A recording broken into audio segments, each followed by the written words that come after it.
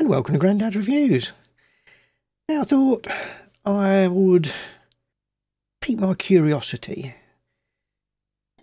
Now if you're working on a reasonably tight budget, but you'd like to do a bit of wildlife photography, sports photography or something, you may have picked up a prime telephoto lens.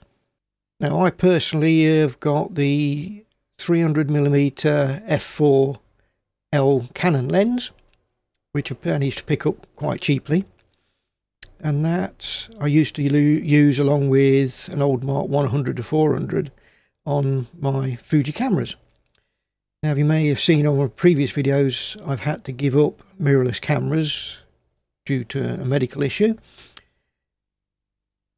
so I thought, well, I'll have to go back to DSLRs, and as I'd got the Canon lenses, I've gone back to Canon. So I'm using the 300 on the 5D Mark III and the 7D Mark II.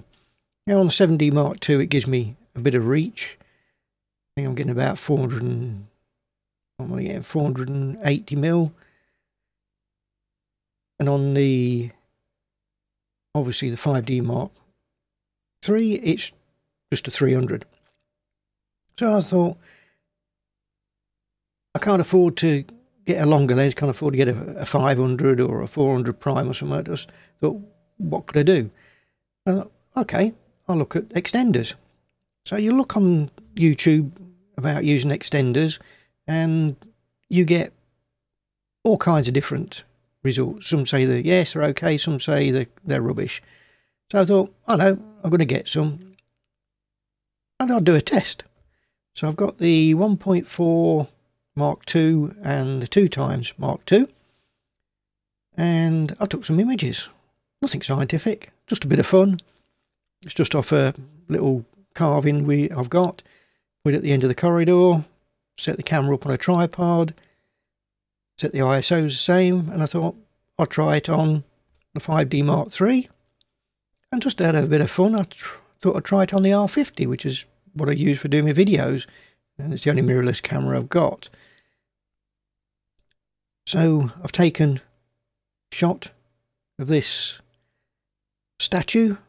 I've cropped it all the same, so they're all, I took them with the same field of view, so I moved the camera closer when I got the 300, so it filled the frame, and moved it back as I put the extenders on. And in Lightroom now I've just cropped into the head so we can get a look at the fine detail. So I thought, let's have a look at what the results are.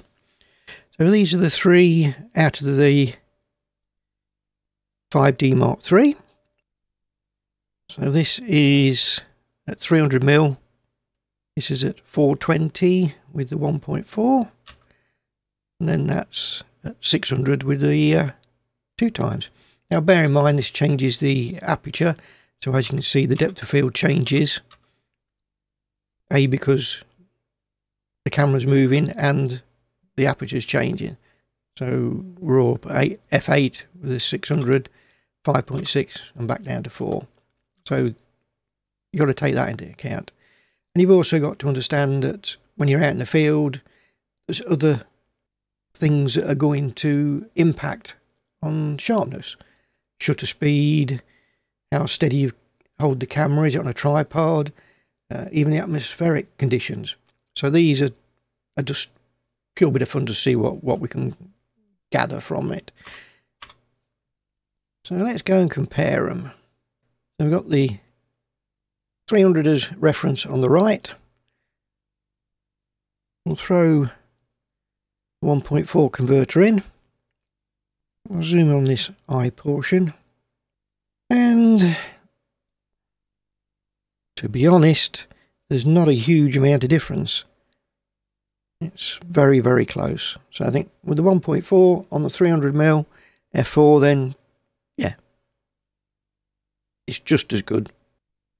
So this is the 2x, and yeah, we can see there is a drop in quality. More to do with contrast maybe than anything else, but it's not horrible, it's not unusable.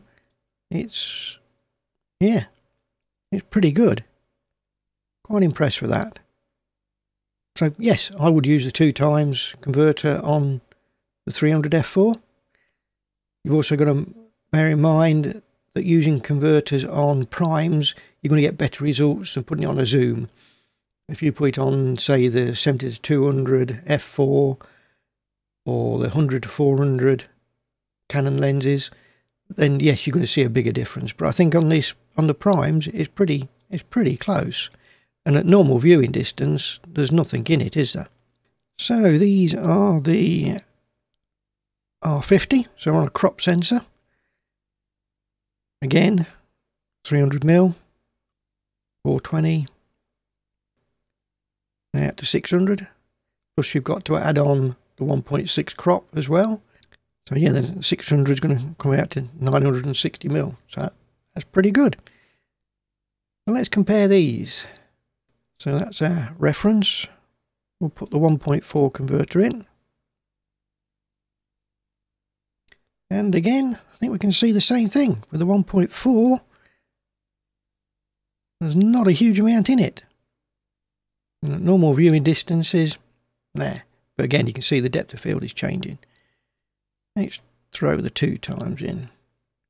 And that's the 300. And that's with the 2x. Yes, we've lost some detail, but not a huge amount. It's not horrible, is it? You could even say the focus has probably shifted a little bit.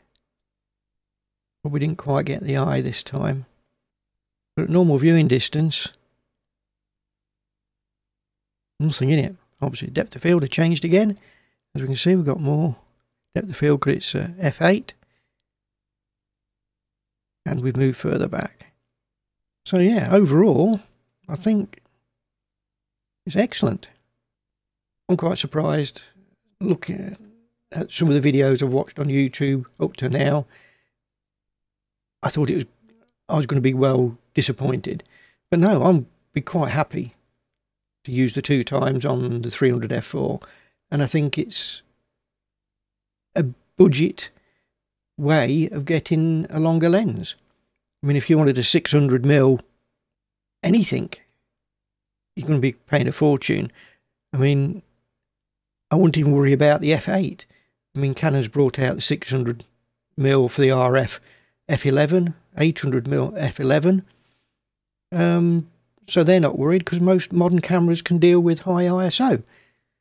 And I'll be quite happy.